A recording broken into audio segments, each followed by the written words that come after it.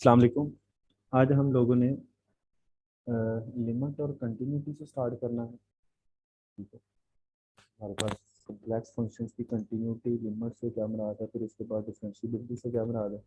तो काफ़ी चीज़ों को आज हम टच करेंगे। ठीक है, ओके। अच्छा, आप लोगों को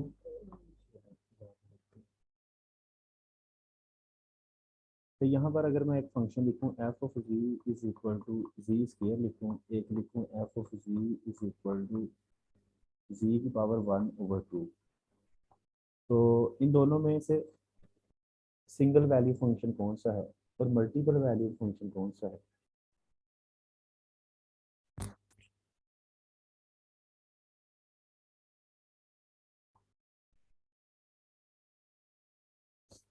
मतलब f of ji is equal to power 1/2 sir multiple.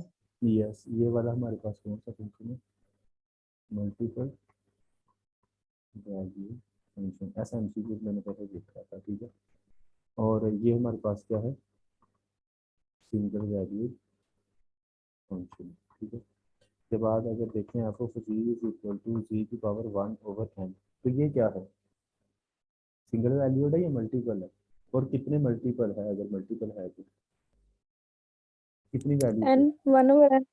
नहीं नहीं, 1/n तो इसकी पावर है ना। मल्टीपल वैल्यूड है तो कितनी वैल्यूड, मतलब वैल्यूज तो जो होती हैं वो हमारे पास क्या है, इंटीजर की फॉर्म में आएंगी तो कितनी। n-1 तक। नहीं, एन तक नहीं होगा, एन वैल्यूड फंक्शन होगा। क्या होगा, एन वैल्यू।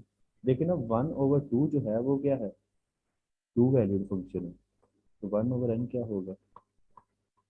ओके, चलें एक एमसीक्यू और डिस्कस करते हैं। एक अगर मैं लिखूँ F of ji is equal to यहाँ पर आर्गुमेंट ऑफ जी।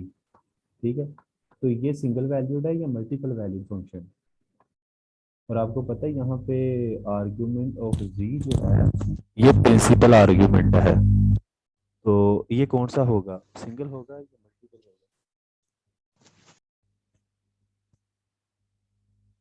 ये वाला, single value. This is a single valued function. अच्छा, क्योंकि ये काफ़ी चीज़ें आप बार बार पढ़ेंगे। F of ji is equal to अगर पढ़े ये छोटे वाला आर्ग्यूमेंट, तो ये हमारे पास क्या होता है, सबको पता है, ये होता है मल्टीपल वैल्यूड फंक्शन। ठीक है, तो ये चीज़ों को माइंड में रखें। अच्छा, उसके बाद अगर बात करें एक और फंक्शंस की, क्योंकि हम ज़्यादातर उसको यूज़ करते हैं, F of ji is equal to अगर मैं बात करूँ लॉग ऑफ जी, कल भी पढ़ा था आप लोगों ने कि किसके बराबर होता है, natural log of z plus क्या होता है, आयोटा, और यहाँ पर क्या होता है आर्ग्यूमेंट ऑफ जी प्लस क्या होता है 2k पाई। ठीक है, तो ये जो लॉग ऑफ जी होगा फंक्शन, ये सिंगल वैल्यूड होगा या मल्टीपल वैल्यूड होगा। Multiple valued.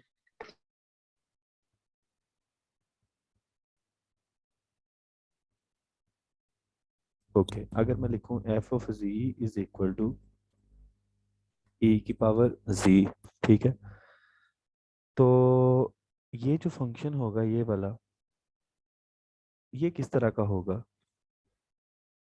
आइडिया है इसके बारे में, ई की पावर जी के बारे में।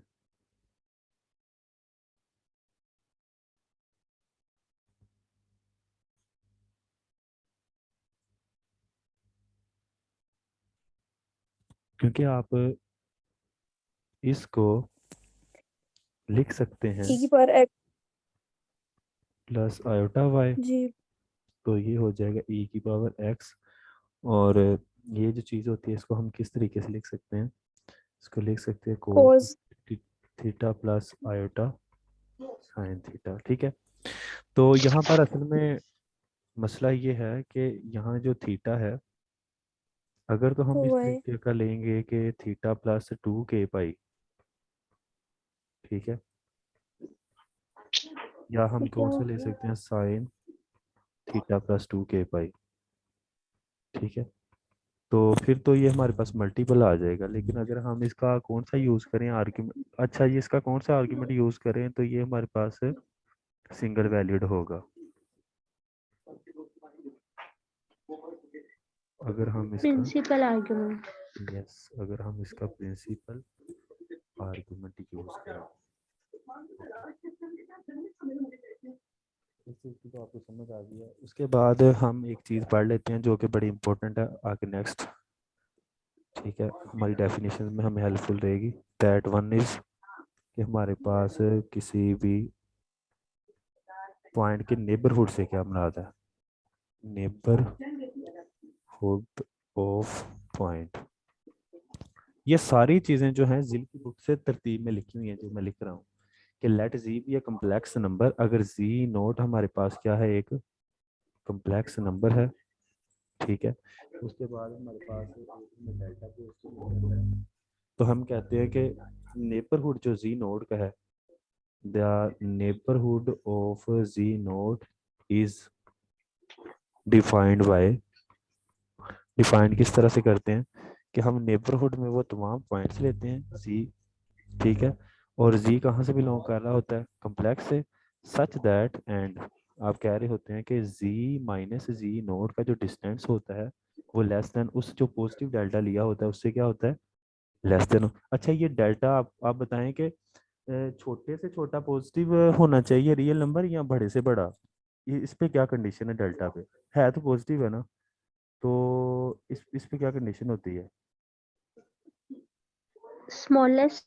बिल्कुल यहाँ पे ये चीज़ बड़ी मैटर कर रही होती है क्योंकि आप जब भी नेबरहुड डिफाइन करते हैं तो स्मॉलेस्ट डेल्टा के साथ डिफाइन, बेसिकली आप यहाँ पर अगर डेल्टा को देखें तो डेल्टा यहाँ पर क्या यूज़ हो रहा है, अगर देखें तो as a as a radius use हो रहा है, ठीक है। कि अगर किसी पॉइंट, जो भी पॉइंट यहाँ पर पड़ा है उसका, अगर ये जी नोट जो है वो क्या है, वो उसका सेंटर है, तो हमने डेल्टा बहुत छोटे से छोटा लेना है कि उसके अंदर जितने भी पॉइंट्स आएंगे, और आपको पता है ये अगर देखें तो ये ओपन क्या बन रही है, ओपन डिस्क बन रही है, तो ये छोटे से छोटा जितना भी इसका आता है ना, डिस्क आती है सबसे स्मॉलेस्ट जब डेल्टा पॉजिटिव होता है, तो दैट्स जो हमारे पास ओपन डिस्क होती है उसको भी हम क्या बोल रहे होते हैं कि that is our neighbourhood of the point z naught, ठीक है। ये है नेबरहुड की डेफिनेशन।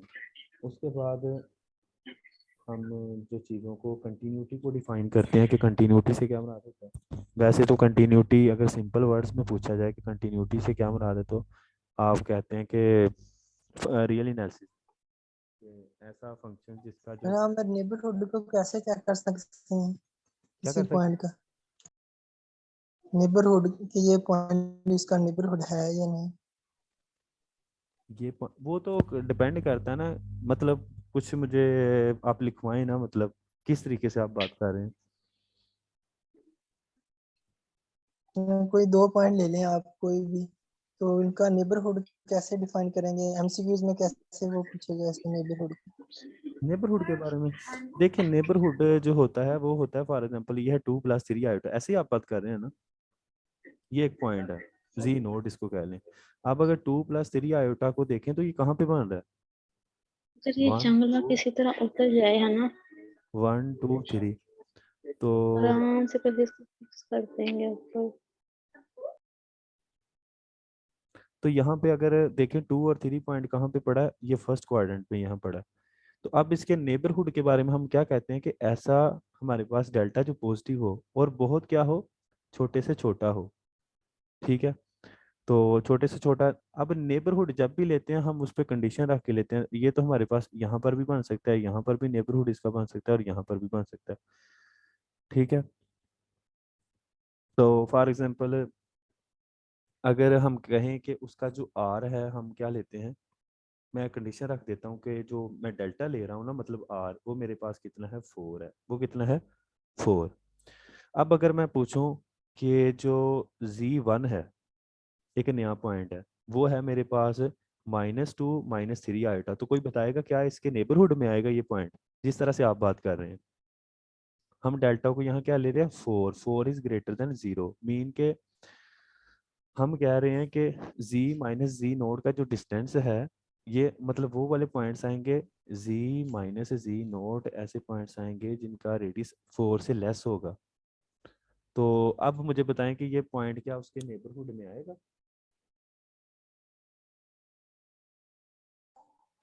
नहीं सर ये लेस देन आएगा। जी नेबरहुड में आएगा सर, ये लेस नहीं है 4 से। नहीं, बात समझने की कोशिश करें कि नेबरहुड है क्या। आप बेसिकली जो यहाँ टू क्या है, z माइनस जी नोड, ये इसका सेंटर है, ये वाला पॉइंट, ये बात तो समझ गए यहाँ तक। अब हमने इस पॉइंट के गिर्द क्या करना है, 4 रेडियस का क्या लगाना है, सर्कल लगाना है। 4 रेडियस का कहाँ लगेगा, ये 2 है पॉइंट, ऐसे ही है, ये 3 है, ये 4 है, और ये 5 है, ये क्या है 6, मतलब ये 2 है, 3 है, 4 है, 5 है, और क्या है 6। अब 2 में 4 को ऐड करें तो वो कहाँ चला जाएगा, 6 पे चला जाएगा। इस बात की समझ आई है आपको। जी जी। अब यहाँ पे ये 3 है, 3 में 4 ऐड करें तो वो कहाँ चला जाएगा, 7 तक। तो अगर इसका देखें तो ये 2 इधर को है, 2 इधर को है, क्या ये इसका यहाँ से ऐसे लगेगा एक सर्कल, ये अब इस तरीके का होगा, ये वाला सर्कल होगा। तो ये वाला पॉइंट जो -2 और -3 आयोटा है, ठीक है, अगर ये देखें तो ये तो कहीं इधर पड़ा जाके थर्ड क्वाड्रेंट में, तो ये तो इसके नेबरहुड में नहीं आएगा। जी अगर मैं पूछूं z1 इज इक्वल टू, अगर मैं पूछूं आप लोगों से, ये कि दूसरा पॉइंट है z2 is equal to 1 plus iota, क्या ये इसके नेबरहुड में है, तो है ये पॉइंट 1 प्लस आयोटा।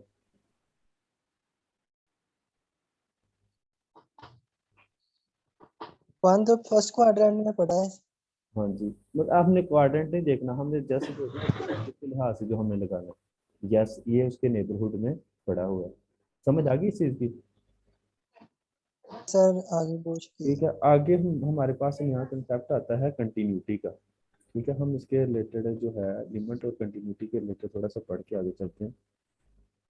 कंटिन्यूटी, ठीक है, कंटिन्यूटी से मुराद क्या है कि अगर हमारे पास एक फंक्शन है, ठीक है, एफ ऑफ जी, अगर हम कहते हैं कि F of z will be continuous at point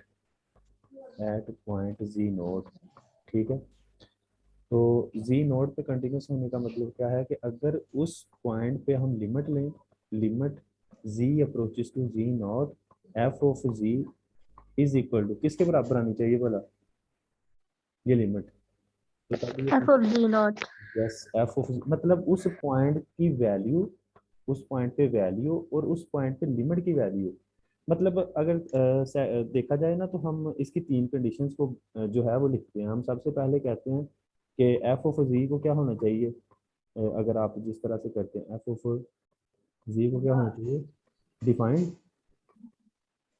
ठीक है। सेकंड हम कहते हैं कि लिमिट क्या करनी चाहिए, लिमिट एग्जिस्ट कर, एग्जिस्ट करनी चाहिए। और नंबर 3 हम कह रहे होते हैं right hand limit left hand limit के बराबर के होनी अंदर चाहिए। ही आ जाएगा ना, लिमिट एग्जिस्ट के अंदर ही। और थर्ड 4 पे हम कह रहे होते हैं कि लिमिट का आंसर इसके बराबर होना चाहिए, ठीक है। तो लिमिट एग्जिस्ट करेगी तो फिर ही ये चीज़ को हम कह सकते हैं ना थर्ड कंडीशन को, तो थर्ड कंडीशन ये वाली है।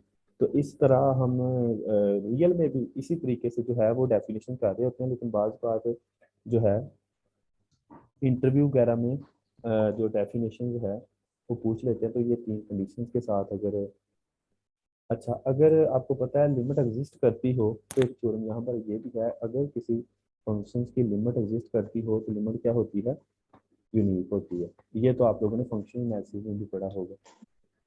और अगर हमारे पास फंक्शन कंटिन्यूस होता है तो लिमिट ऑफ फंक्शन और वैल्यू ऑफ फंक्शन जो होती हैं वो दोनों क्या होती हैं, बराबर होती हैं। अब मैं आप लोगों के सामने एक फंक्शन लिखता हूँ, मैं पूछता हूँ कि ये आप लोगों के पास कंटिन्यूस फंक्शन है या नहीं है, तो मुझे आप लोगों ने बताना है। ये जस्ट एक एमसीक्यू के तौर पे है, z square plus 4 iota over z plus 2 iota, ठीक है, और यहाँ पर है -5 iota when z is equal to -2 iota, okay. और यहाँ पर ये है कि when z not equal to -2 iota. तो मुझे बताएं कि क्या ये फंक्शन कंटिन्यूस है, और मैं पॉइंट भी बता देता हूँ किस पॉइंट पे, G naught is equal to 2 iota पे। तो मुझे बताएं कि ये फंक्शन से क्या कंटिन्यूस है या कंटिन्यूस नहीं है, अगर नहीं है तो क्यों नहीं कंटिन्यूस।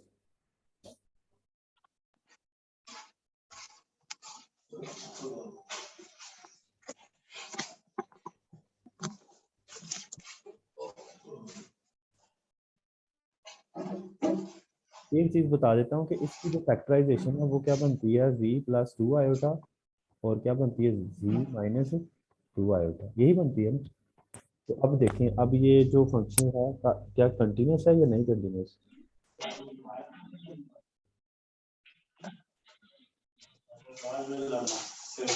सर नहीं ऐड कंटिन्यूस। -2 आयोटा पे ये continuous नहीं है, ये कंटिन्यूस तो है। लिमिट एग्जिस्ट नहीं करेगी, नहीं है। ये कंटिन्यूस क्यों नहीं है? क्योंकि अगर आप लोग लिमिट अप्लाई करते हैं तो लिमिट जब अप्लाई करते हैं कब, limit z approaches to z naught, ठीक है, तो ये क्या हो जाएगा, ये हमारे पास हो जाएगा z plus 2 iota over, sorry z minus 2 iota, ठीक है, ओवर z प्लस जी।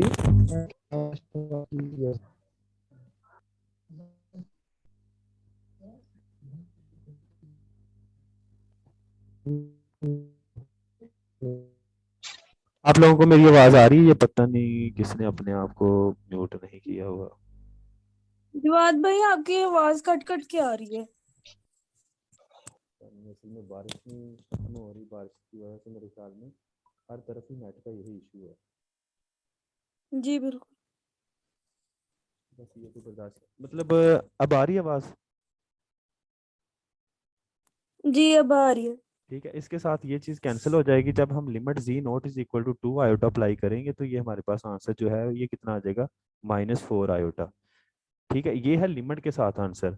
लेकिन अगर आप बात करें कि z is equal to 2 iota पे आंसर क्या है, तो वो कितना है, -5 आयोटा। तो ये क्या फंक्शन कंटिन्यूस है at point z naught is equal to -2 iota पे? तो हम इसके बारे में क्या कह सकते हैं? नहीं कंटिन्यूस। कंटिन्यूस नहीं है क्योंकि वो इक्वल नहीं है दोनों।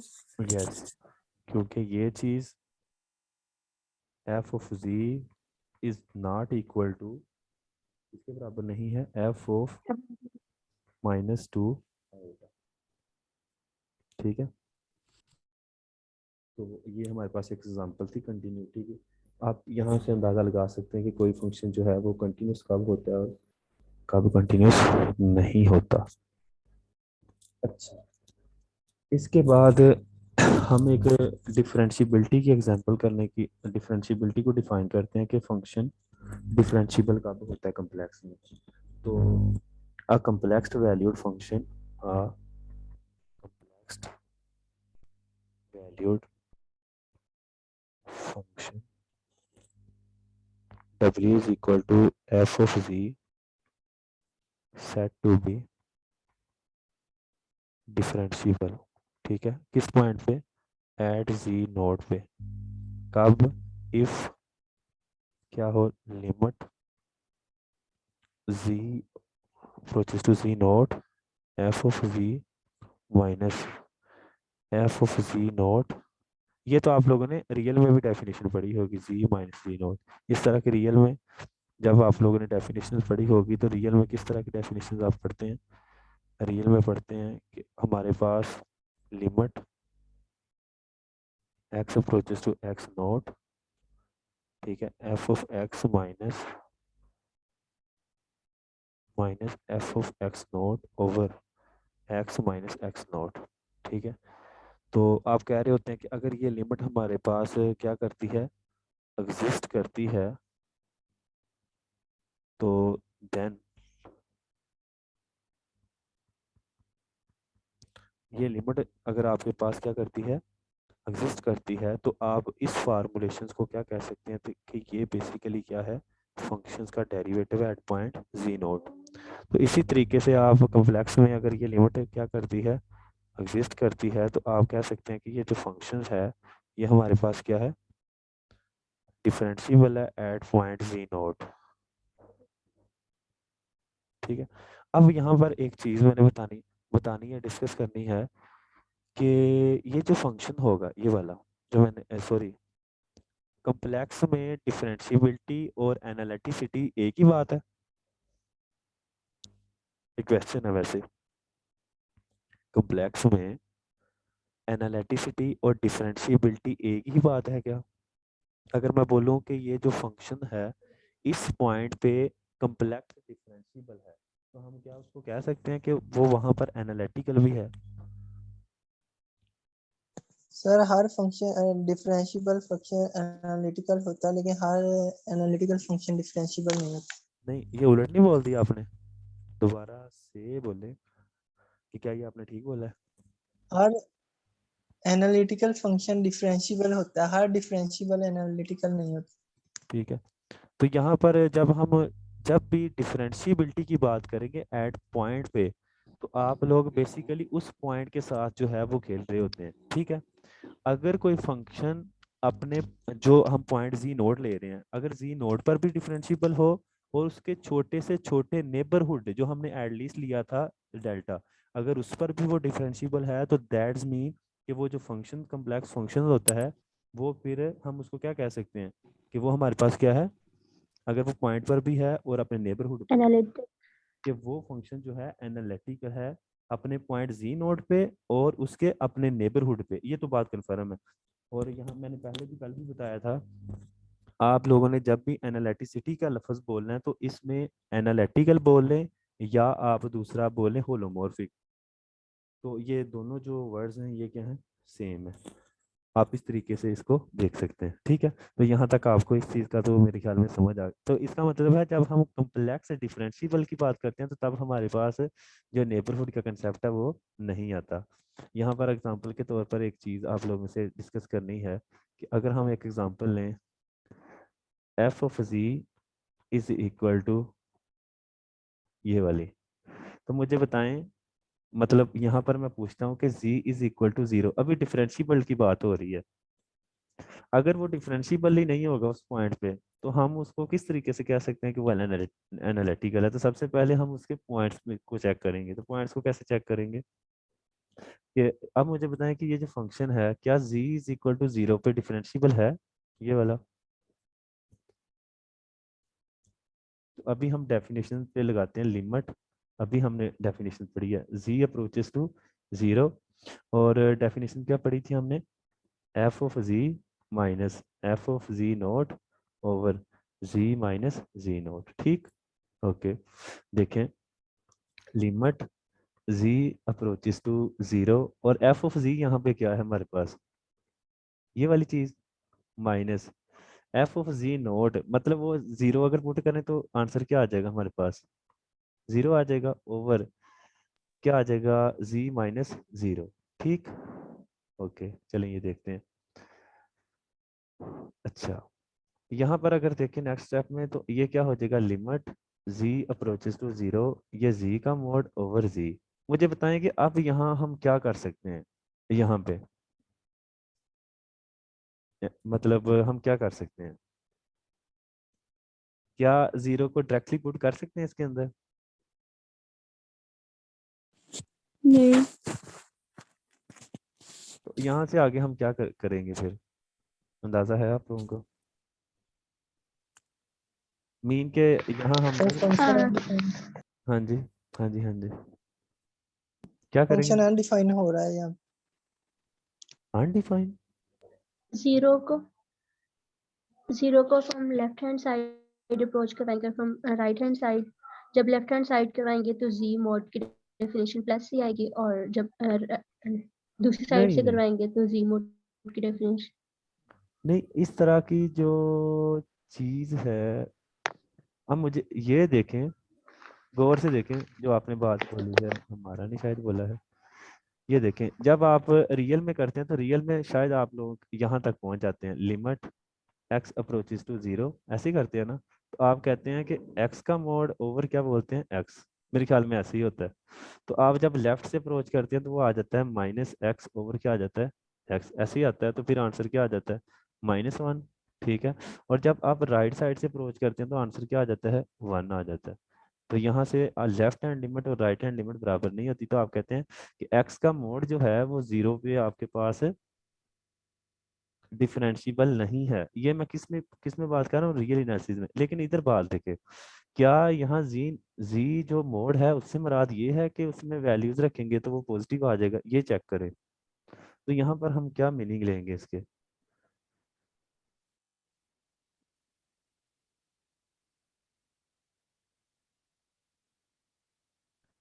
ये किसी ने बोला लोपिटल रूल लगेगा। लोपिटल रूल जो है वो तो हम लगाएंगे, लेकिन फिर जी मोड का डेरिवेटिव क्या आएगा ये बता दें।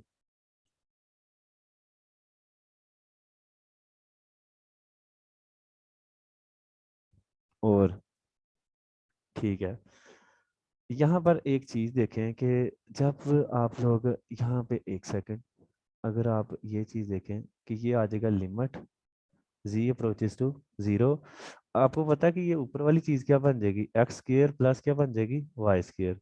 ठीक लिखा है यहाँ तक। और नीचे ये बन जाएगा एक्स प्लस आयोटा वाई। तो किसी को पता है कि जब इस तरह की कंडीशन आ जाए, अब यहाँ से ये लिमिट से मुराद क्या है, लिमिट से मुराद है limit z approach, sorry sorry, z को आप क्या लिख सकते हैं, एक्स कमा वाई अप्रोचेस टू 0। तो ये क्या आ सकता है, x square plus y square over x plus iota y. कोई मुझे यहाँ बताएगा कि यहाँ पर जब एक्स वाई अप्रोचेस टू 0 करते हैं तो हम लिमिट किस तरीके से लेते हैं, किसी को पता है, आपको पता है केस होते हैं, कौन कौन से केस होते हैं, कि आप एक दफा क्या लेकर चल रहे होते हैं, आप एक्स को 0 लेकर चल रहे होते हैं, ऐसे ही है। ठीक है, तो ये क्या आ जाएगा, limit x approaches to 0, sorry 0, and साथ क्या आ जाएगा वाई। ओके, तो ये क्या आ जाएगा, 0 प्लस वाई स्क्वेयर, ठीक है, over 0 plus iota iota. Y. सही है। तो जब ये आ जाएगा तो इसका आंसर क्या आएगा, हाँ जी, इसका आंसर आएगा, इसके साथ कट के ये क्या आ जाएगा, वाई ओवर आयोटा मतलब माइनस। Minus iota y. ठीक है, और जब आप वाई को 0 लेकर चलेंगे तो ये क्या आएगा आंसर, एक्स। लिमिट, तो एक्स को वाई,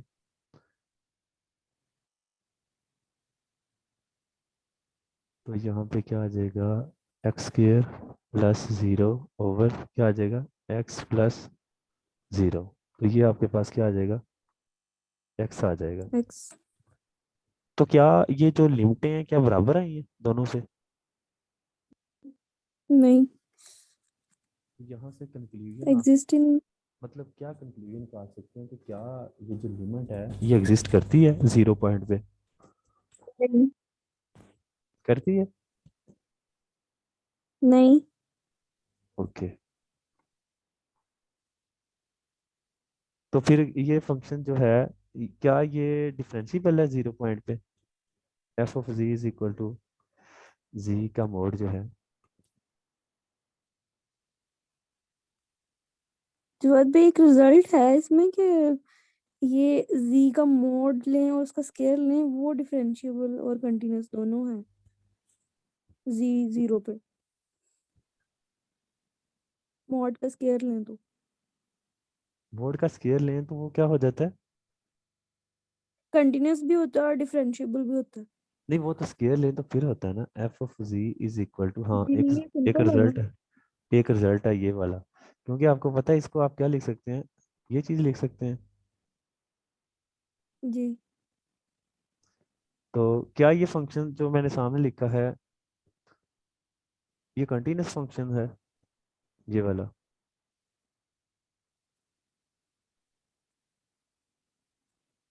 है ये वाला 0 पे। अगर आप इसको हल करने की कोशिश करें तो ये आपके पास जो फंक्शन है ये कंटीन्यूअस भी है और डिफरेंशिएबल भी है। सही है, लेकिन अगर G. F of ji is equal to G mod की बात करें तो वो आपके पास जो फंक्शन है वो क्या है,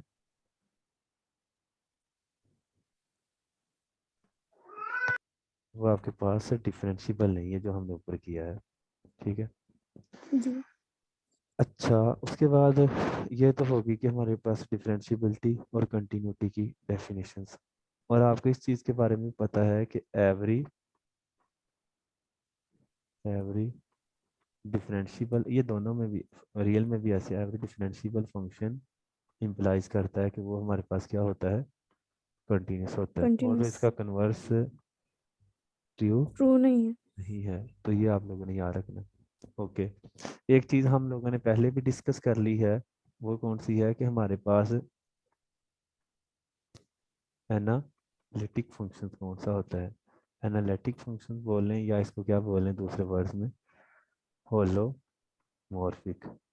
ठीक है, तो हमारे पास कौन सा फंक्शन होता है, ऐसे फंक्शन जो अपने पॉइंट्स पर भी डिफरेंशिएबल होते हैं और अपने नेबरहुड पर भी क्या होते हैं,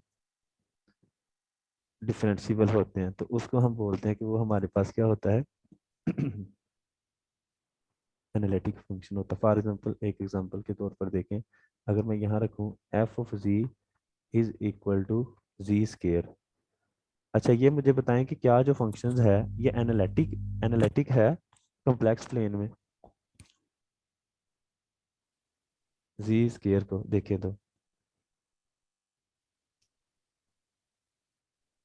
कॉम्प्लेक्स प्लेन में ये फंक्शन जो है, क्या ये एनालिटिक है? जी एनालिटिक है। यस, क्योंकि ये एनालिटिक। डिफरेंशिएबल है। यस। अब यहाँ पर हम डिफरेंशिएबिलिटी का जो कंसेप्ट है वो हम छोड़ देंगे। हम इसको क्या बोला करेंगे, क्योंकि But हम प्लस नेबरहुड की बात कर रहे हैं, तो जब प्लस नेबरहुड की बात करेंगे तो हम क्या बोलेंगे कि वो जो फंक्शन है वो हमारे पास क्या है, होलोमॉर्फिक है। यहाँ पर एक रिजल्ट और भी है, आपको पता है कि ये जो जी स्क्वायर है यहाँ पर क्या चीज है,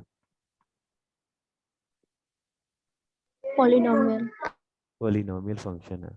और आपको पता है कि जो पॉलिनोमियल फंक्शन होता है वो हमारे पास क्या होता है, इंटायर फंक्शन होता है। entire ठीक है, व्हाट इज इंटायर फंक्शन, ऐसा function, a function which is holomorphic on whole complex plane. ऐसा फंक्शन जो हमारे पास होल कॉम्प्लेक्स प्लेन पे, होल कॉम्प्लेक्स प्लेन उस पे क्या हो, डिफरेंट फंक्शन हो holomorphic on whole complex plane, called क्या कहलाता है, इंटायर फंक्शन function। कहलाता है। ठीक है, अब यहाँ पर इंटायर फंक्शंस की और भी बेशुमार एग्जांपल्स हैं, कि अगर आप लोग मैं आपसे पूछूं यहाँ से MCQs, which one is entire, ठीक है, कि कौन सा इंटायर है। पहला आपके पास फंक्शन है F of ji is equal to क्या है, जी स्केयर। दूसरा आपके पास है कौन से वाला, कि F of ji is equal to sine G. ठीक है, थर्ड आपके पास है सी वाला, F of ji is equal to sine G plus cos G. ठीक है, डी आपके पास है तो इनमें से कौन सा इंटायर फंक्शन है, डी। यस। यहाँ साइन जी के इंटायर होने से मतलब कहाँ से आपको पता चला कि साइन जी जो है इंटायर है, क्यों, क्योंकि आप जो साइन जी है उसको किस फॉर्म में लिख सकते हैं, अगर किसी को याद हो तो इसको लिख सकते हैं e की पावर, आयोटा जी। इसको लिख सकते हैं e की पावर आयोटा जी। ठीक है, माइनस e की पावर माइनस आयोटा जी। ओवर क्या होता है, टू आयोटा होता है या सिंपल।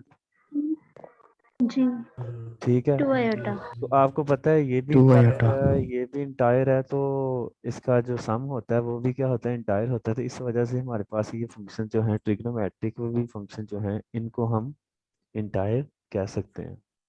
ठीक हो गया, तो ये हमारे पास सर इंटायर। क्या टैन भी एंटायर होता है? कौन सा, टैन टैन जी।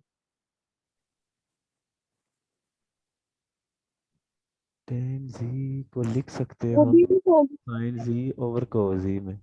आपको पता है ये इंटायर है तो ये भी इंटायर है, तो दैट्स मीन के टेन जी भी इंटायर होगा। लेकिन मेरे ख्याल में कंडीशन है यहाँ पे कि कोजी नॉट इक्वल टू जीरो, इस तरह का कोई है।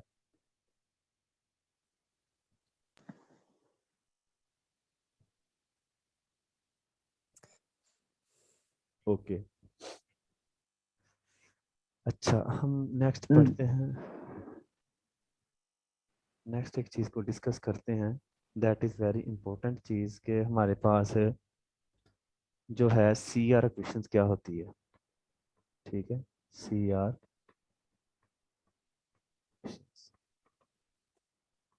ठीक है। तो जब हम लोग, आपको पता है कि कम्प्लेक्स फंक्शन को डिस्कस कर रहे होते हैं तो हम इस पे लिखते हैं F of ji is equal to, क्या लिख रहे होते हैं, ये यू चीज़ x y plus plus iota ओहो वी एक्स वाई, ठीक है, इस तरीके से लिख रहे होते हैं। अच्छा, जब हम इस तरीके से लिख रहे होते हैं इस चीज़ को तो हम कहते हैं कि सी आर इक्वेशन हमें क्या कह रही होती है कि partial u over partial x जो होता है ये बराबर होता है partial v over partial y, ठीक है, and partial v over partial y जो होता है ये बराबर होता है माइनस पार्शियल यू ओवर नहीं पार्शियल, नहीं जो बात partial u over partial y आएगा और minus partial v over partial x आएगा। कहाँ पे आप कहाँ पे बात कर रही हैं? पार्शियल वी ओवर एक्स आएगा ना अच्छा, यहाँ पे, सेकंड वाली में जी, सेकंड वाली में, इसमें नहीं। अच्छा अच्छा अच्छा अच्छा, मुझे समझ आ गई, ठीक है, ओके। यहाँ वाई और यहाँ partial u over partial y is equal to minus partial v over v partial, over partial speaker mean के इनको दूसरे वर्ड्स में हम ये भी लिख सकते हैं कि ये हमारे पास जो है इसको हम लिख सकते हैं कि यू एक्स बेसिकली बराबर होता है वी वाई के, एंड यू वाई बराबर होता है minus minus v v x. This is a C R equation. अब सी आर इक्वेशन से हमने कुछ चीजें कंक्लूड करनी है, इसको गौर से देखिएगा। आपसे मैंने यहाँ से पूछना ये है कि what is necessary condition and what is sufficient condition, ठीक है। अब गौर से देखें, एक चीज आपको बतानी है यहाँ पे। अगर मैं आप लोगों को बोल दूं यहाँ कि अ फंक्शन इज एनालिटिक, एक फंक्शन एनालिटिकल है, तो फिर क्या होगा कि वो लाजमी तौर पे कौन सी कंडीशंस को हमेशा सेटिस्फाई करेगा।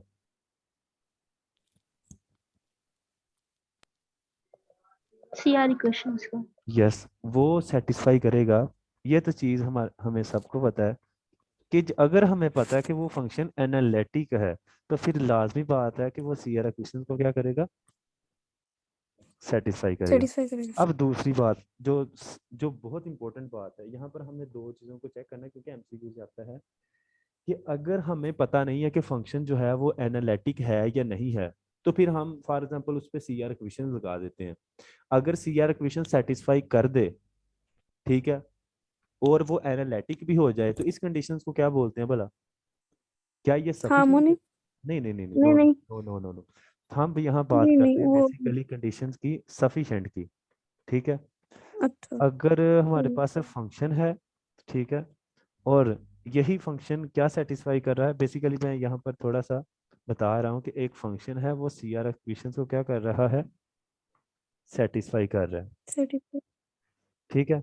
अब यहाँ से हमें अंदाजा हो जाता, अंदाजा तो नहीं होता, मैं वैसे समझाने के लिए कह रहा हूँ कि ये फंक्शन हमें पता है कि ये क्या है, एनालिटिक है। तो ये कंडीशन कौन सी है, सफिशिएंट है या नेसेसरी है? सफिशिएंट। सफिशिएंट है।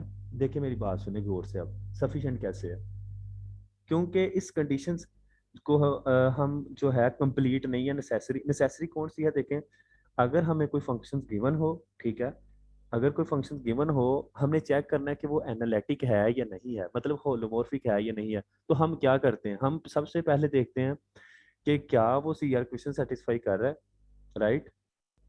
अगर तो वो कर रहा है तो हम उसके बारे में कुछ नहीं कह सकते कि ये एनालिटिक है या नहीं है। दूसरी कंडीशन भला कौन सी है कि अगर हमारे पास उस फंक्शंस के अगर पार्शियल डेरिवेटिव क्या हो भला, तो फिर हम उसको कह सकते हैं कि वो एनालिटिक है। कंटिन्यूस। यस, अगर उसके पार्शियल डेरिवेटिव हमें कंटिन्यूस मिल जाते हैं तो दैट्स मीन के that one is necessary condition for the analyticity. ठीक है, तो ये बड़ी इंपॉर्टेंट बात है कि what is sufficient condition and what is sufficient. मतलब देखिए ना, सफिशिएंट जो है वो किसी हद तक है, ठीक है। अब नेसेसरी के बगैर हमारा गुजारा नहीं हो सकता। नेसेसरी, क्योंकि अगर तो हम वो नेसेसरी वाली कंडीशन लगा देंगे फिर हम कंफर्म कह सकते हैं कि this function will be analytic और होलोमॉर्फिक फंक्शन। समझ आ रही है? फॉर एग्जांपल हम अगर चेक करें तो मैं एक फंक्शन लिखता हूँ यहाँ पे कुछ समझाने के लिए कि हम किस तरह से पार्शियल डेरिवेटिव लेते हैं और किस तरह से हम चेक करते हैं। ओके, अच्छा पहले तो हम एक चीज़ चेक करते हैं, एक सेकंड। ये देखें, एक मेरे पास सिंपल सा फंक्शन मैं लिखता हूँ F of ji is equal to, मतलब मैंने चेक करना है कि क्या ये एनालिटिक है या नहीं है। तो आप इसको किस तरीके से लिख सकते हैं? आप इसको लिख सकते हैं एक्स प्लस आयोटा वाई का स्क्वायर, तो दैट्स मीन कि ये हो जाएगा एक्स का स्क्वायर और क्या हो जाएगा माइनस वाई का स्क्वायर और प्लस आयोटा 2xy। ठीक है, ओके, ये भी हो गया। अच्छा, जब इसको ये लिख दिया हमने तो फिर हम इसको मजीद इसका जो यू है, यू वो क्या आ जाएगा x square minus y square और इसका जो वी वाई स्क्वायर है वो क्या आ जाएगा 2xy। वाई ओके, स्क्वायर यहाँ से आपको यू एक्स भी मिल जाएगा। What will be u x? That will be 2x and here what will be the v x? That will be only 2y। सही, ओके। जी तो नेक्स्ट आप लोगों ने एक चीज फाइंड करनी है, वो हमारे पास क्या है, आपने फाइंड करनी है यू एक्स है तो आप लोगों ने यू वाई फाइंड करना है। यू वाई फाइंड करेंगे तो वो क्या आ जाएगा -2y।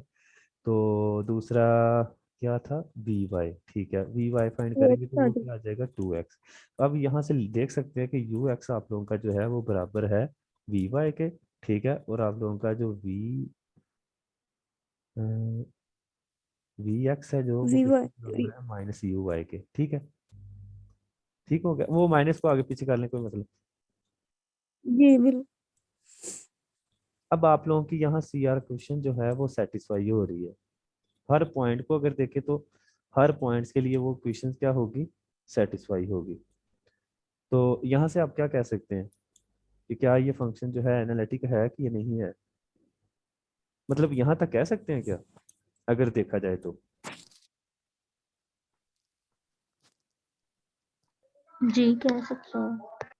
यहाँ पर हमें जो है वो क्या हमने वो जो दूसरी कंडीशन थी जो मैंने बताई है वो क्यों नहीं अप्लाई की भला?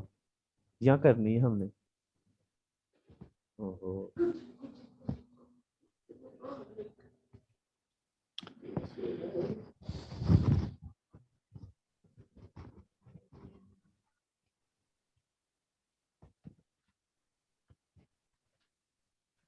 अच्छा, तो दूसरी कंडीशन क्या थी हमारे पास है partial derivative.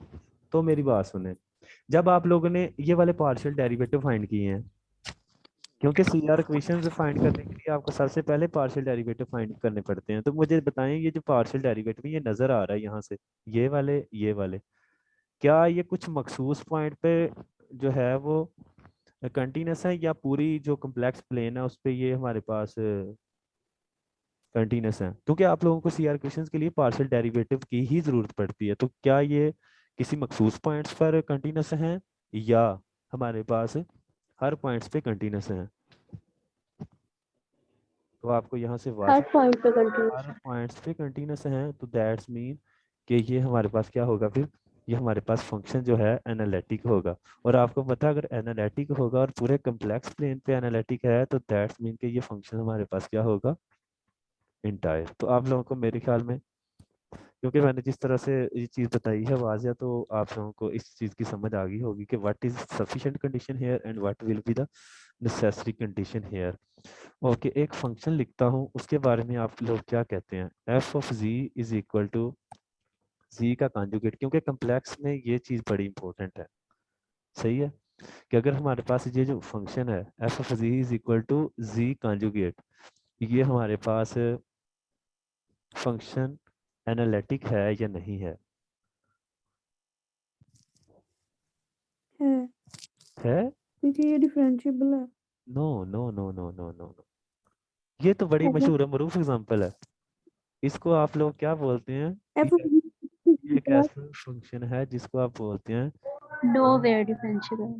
Yes, nowhere differentiable. तो अगर डिफरेंशिएबल ही नहीं है तो दैट्स मीन कि वो हमारे पास एनालिटिक भी नहीं होगा। अच्छा, मैं आप लोगों के साथ ना एक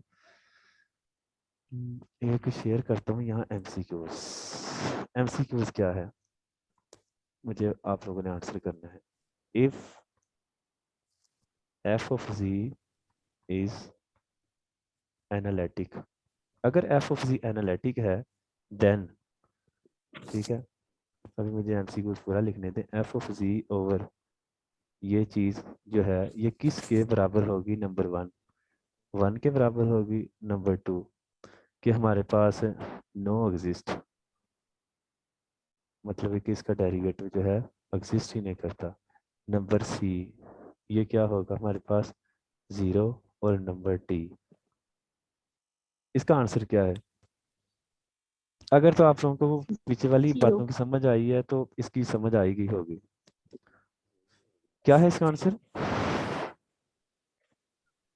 Zero. ज़ीरो। भला वजह क्या है ज़ीरो आने की? एनीवन को बताएगा कि यहाँ ज़ीरो आने की वजह क्या है? ये इसको एक्चुअली सॉल्व करें तो ये क्वेश्चन वाली इक्वेशन से बनती है नहीं, इक्वल टू जीरो रखने हम से। सिंपल ये बात कहें कि ये जो एफ ऑफ जी जब मैंने लिखा है, मीन कि आप थोड़ी सी कॉमन यहाँ सेंस को यूज करें। एफ ऑफ जी जो लिखा है मैंने लिखा है F of ji is analytic.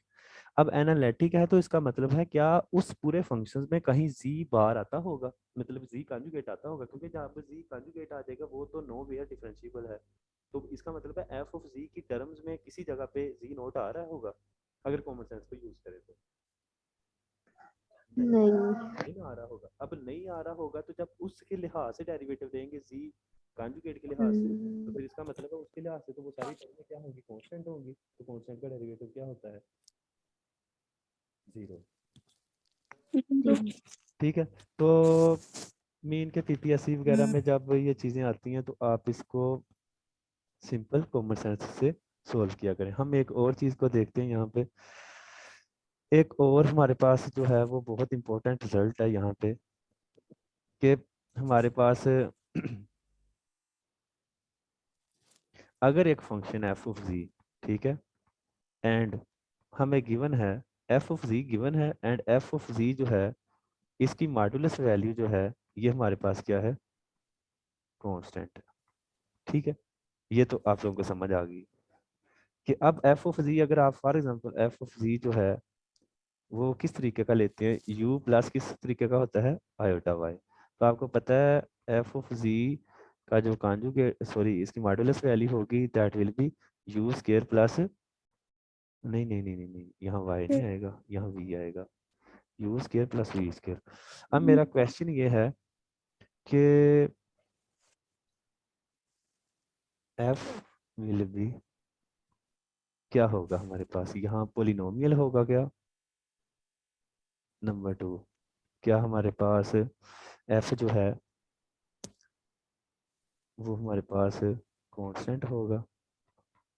सी, हमारे पास क्या जो f है वो e की पावर v होगा? या डी, हम कह सकते हैं कि नॉन ऑफ दिस। तो हम इसके बारे में क्या कह सकते हैं? ये भी पढ़ा, जिस तरह से वो पढ़ा ना हमने F of ji is equal to G का कॉन्जुगेट, हमने वो पढ़ा है कि वो नो वेयर डिफरेंशिएबल है। तो ये भी बहुत इंपॉर्टेंट है, इसको आप एज अ थ्योरम कह लें, समझ लें कि ये थ्योरम की स्टेटमेंट है। ये कि हमारे पास फंक्शन है उसकी मॉडुलस वैल्यू कांस्टेंट है, तो हम फंक्शंस के बारे में क्या कह सकते हैं कि वो फंक्शंस कैसा होगा? कांस्टेंट। ठीक है, तो ये एक थ्योरम है कि अगर फंक्शंस की मॉडुलस वैल्यू हमारे पास कांस्टेंट हो तो हम क्या कहते हैं? देखिए अब फंक्शन कोई यहाँ बताएगा कि फंक्शंस की वैल्यू कांस्टेंट होने से क्या मुराद है?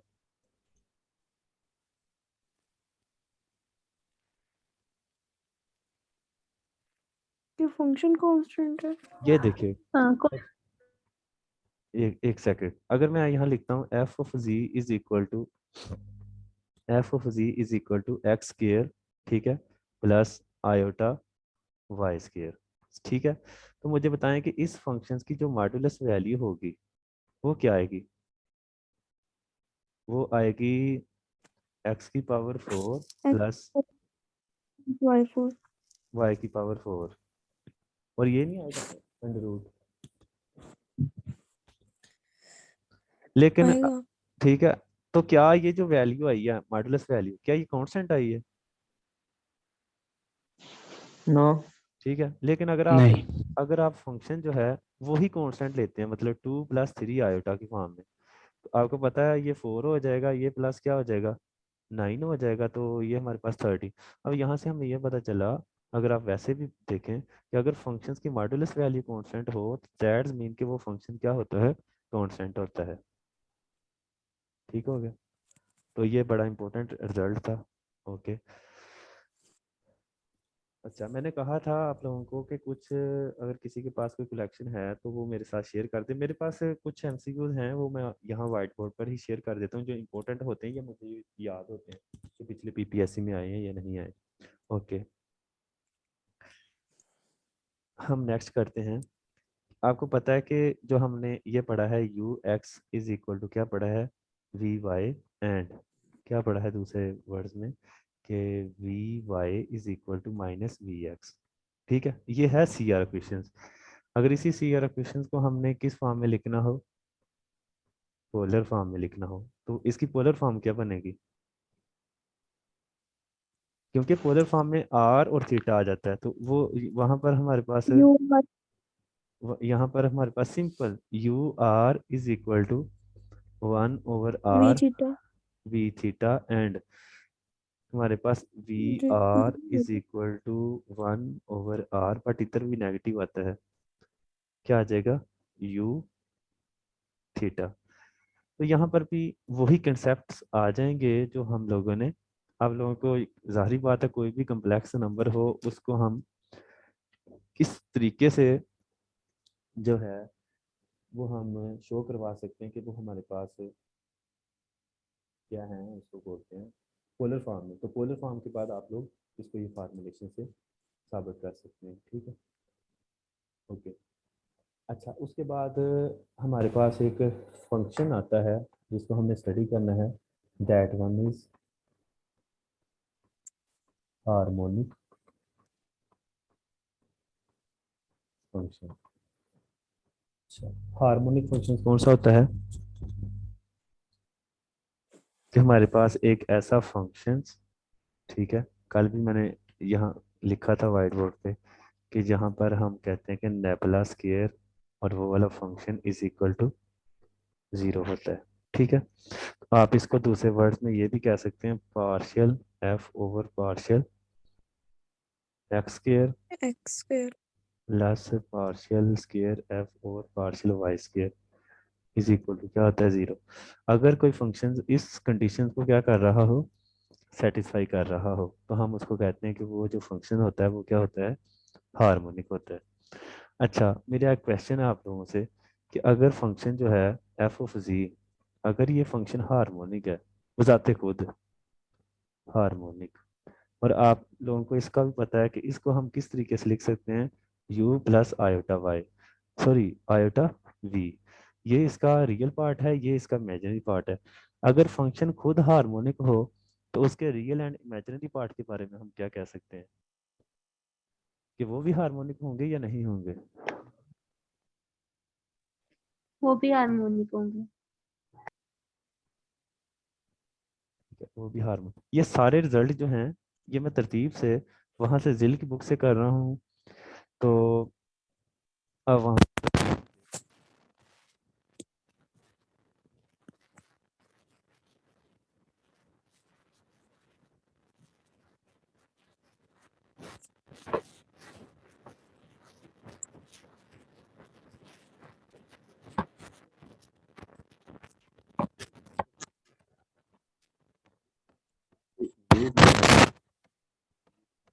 Is equal to for example वो हमारे पास हो जवाद भाई आवाज कट रही है।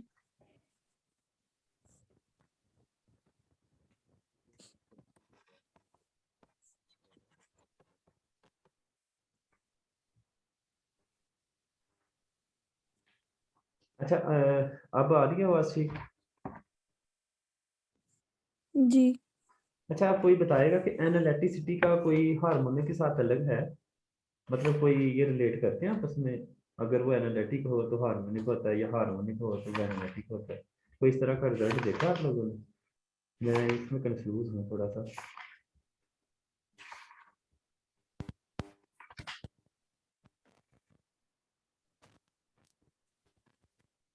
मेरे ख्याल में जहाँ तक मुझे लगता है कि हर एनालिटिक फंक्शन जो होता है वो हार्मोनिक होता है। क्या ये रिजल्ट ठीक है? Every analytic function is harmonic function.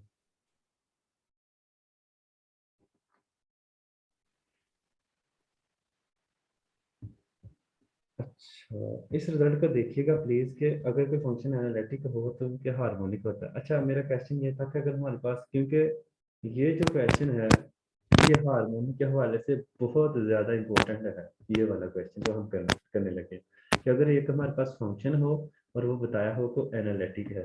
अगर एनालिटिक है तो ये बात सीधी इम्प्लाई करती है कि वो satisfy करेगा। यार आपके पास ये गिवन है, एक फंक्शन है उसका रियल पार्ट आपको गिवन है, आप लोगों ने क्या फाइंड करना है? आप लोगों ने फाइंड करना है u x y। तो कोई बताएगा कि ये जब हम u से v फाइंड करते हैं and given f is analytic, तो इस v को क्या बोलते हैं आप लोग?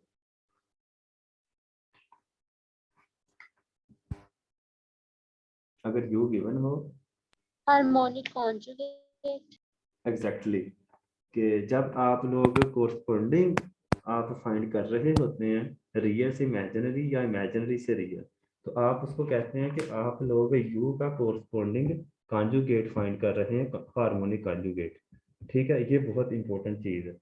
ठीक है, तो हम इसको ज़रा सोल्व करने की कोशिश करते हैं और हमारा जो लेक्चर है वो भी हम वहाँ पर ही एंड करेंगे जहाँ ये एंड होता है। तो कैसे करेंगे, थोड़ा सा हेल्प कीजिएगा साथ, कि अगर हम u x y का पार्शियल डेरिवेटिव लें, partial u over partial x, तो वो किसके बराबर होगा? वो होगा टू 2। ओके ठीक है। अच्छा दूसरी बात, क्या ये पार्शियल u और पार्शियल हमें पता है कि वो एनालिटिक फंक्शन है, तो ये 2 किसके बराबर होगा मजीद? पार्शियल v ओवर पार्शियल, ये ठीक लिखा मैंने, इसी के बराबर होगा। सही है, जी ओके। जवाद भाई पॉइंटर की आवाज आ रही है।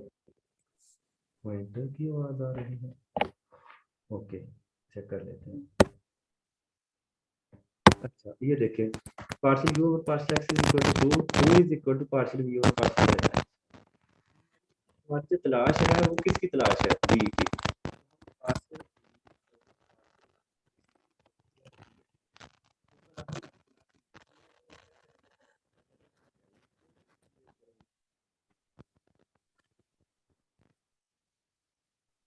हम इंटीग्रेट करेंगे विद रिस्पेक्ट टू y और x। वाई y ठीक है, y करेंगे तो वो हो जाएगा पार्शियल, नहीं पार्शियल तो नहीं होगा, सॉरी होगा v x y is equal to, आपको पता है कि जब y के लिहाज से इसकी इंटीग्रेशन करेंगे तो ये आ जाएगी 2y वाला जो फंक्शन आएगा h, वो x का आएगा या y का आएगा? ये तो आप पार्शियल डिफरेंशियल इक्वेशन में भी पढ़ते हैं कि अगर x के लिहाज से डेरिवेटिव लें एक्स का। तो यहाँ पर फंक्शन किसका आ जाएगा? x। ठीक है, ये बात को ध्यान रखना। ये आ गया। अब हमारी जो मेन तलाश है वो है हमारी ये एच ऑफ एक्स फाइंड करने की। तो कोई बताएगा यहाँ से हम एच ऑफ एक्स किस तरीके से फाइंड करेंगे? कोई किसी के पास कोई हिंट है इसके बारे में कि how we will find the H of X? इसका पार्शियल डेरिवेटिव लेंगे विद रिस्पेक्ट टू x, किसका भला? और जो गिवन इक्वेशन थी वहाँ v का, v ऑफ x आएगा। मीन के इसका क्या लेंगे हम?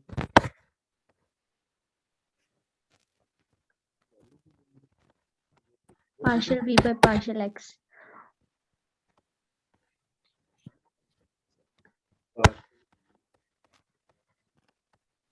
ये हमारे पास क्या आ जाएगा? h डैश ऑफ x, और फिर इसको u वाली का partial u over partial y लेंगे, वो इसके इक्वल होगा।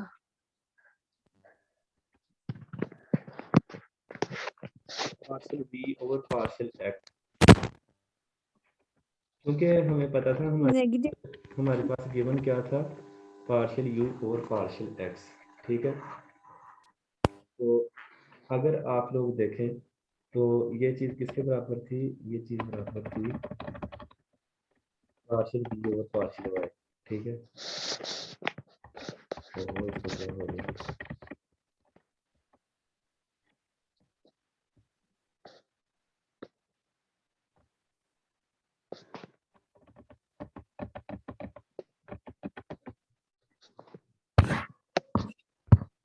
अच्छा, इसके बाद क्या करेंगे हम भला? पार्शियल b और पार्शियल x की जगह पर क्या पुट करेंगे? जो u था ना उसका partial u over partial v लेंगे, और वो चीज partial b over partial x के नेगेटिव के इक्वल होगा, यानी कि h dash of x equal to -3 आ इक्वेशन जाएगा। का यूज करेंगे। दूसरे वर्ड्स में हम ये कह सकते हैं पार्शियल u ओवर पार्शियल, हमने पहले तो x लिया है, अब क्या लेंगे? पार्शियल y, ठीक है। वो किसके बराबर आ जाएगा? क्योंकि हमारे पास फंक्शन था, अगर आप गौर करें फंक्शन हमारे पास क्या था? तो ये हमारे पास अगर y के लिहाज से डेरिवेटिव देंगे तो ये क्या आ जाएगा? 3y।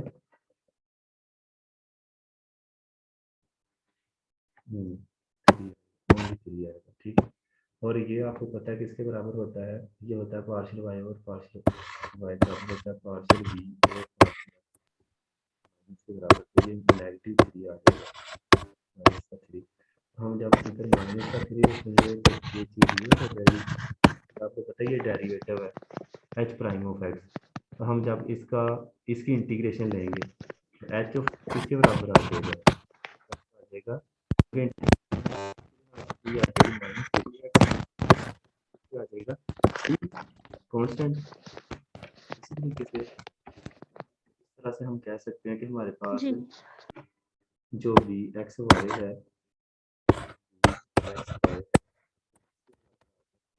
वो आपके पास आपको पता है कि v ऑफ एक्स वाई जो था वो था 2y plus H of x. 2y भी हमारे पास है तो एक्स वो भी है 2y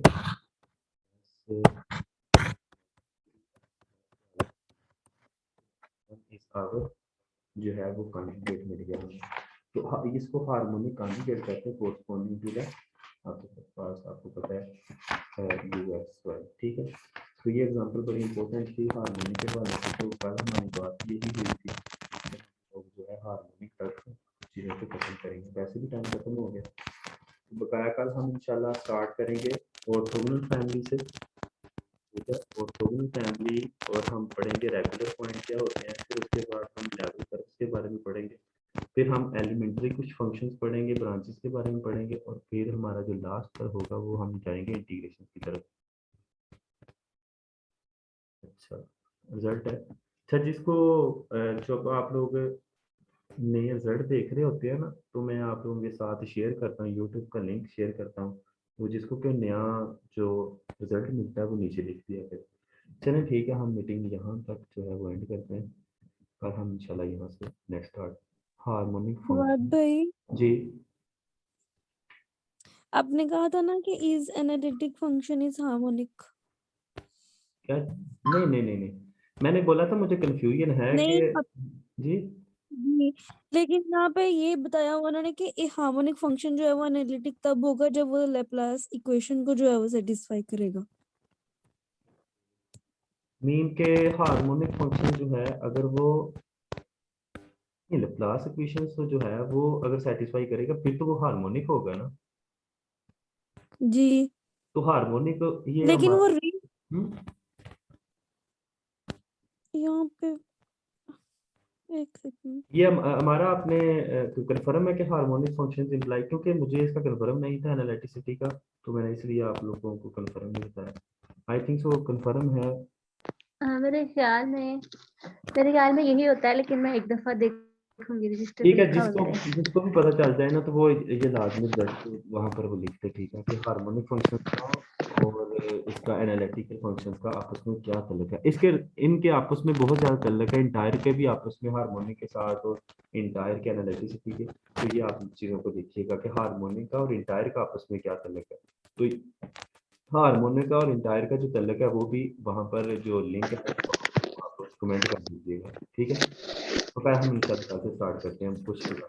जवाद भाई, हाँ ये देख लिया, analytic functions are always harmonic, पर harmonic are not always analytic. वही ना, मुझे कंफर्म नहीं था इसलिए मैं बता नहीं रहा था, मैंने कहीं पढ़ा था वही ना, एनालिटिक फंक्शन जो होता है वो हार्मोनिक होता है, but harmonic is not implies कि वो हमारे पास है।